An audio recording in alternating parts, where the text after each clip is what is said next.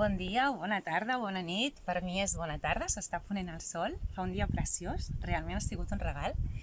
I avui volia compartir amb tu el fet de que no paro de dir que és un bon moment per retrobar-se un mateix.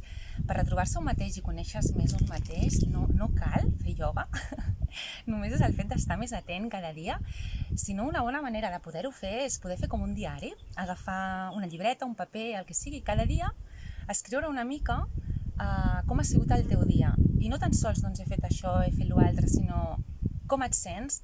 Tant pots escriure-ho al final del dia per fer com un resum del dia, com de sobte durant el dia et sents que estàs alegre, doncs escriure-ho i escriure per què sents que estàs alegre, o durant el dia sents que estàs neguitós, escriure que estàs neguitós, neguitosa, i escriure el motiu pel qual tu creus que estàs neguitós, neguitosa, no?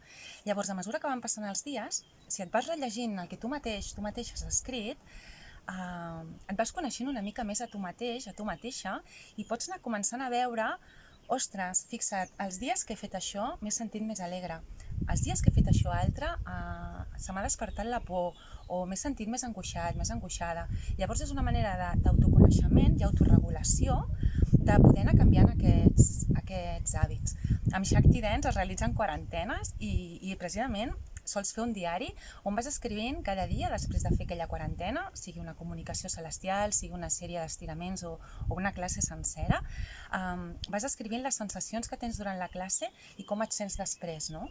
Doncs seria una bona oportunitat aquests dies de poder començar un diari, que després, si voleu, el cremeu, si us fa cosa, o us el guardeu pel dia de demà poder recordar aquests moments. És una proposta.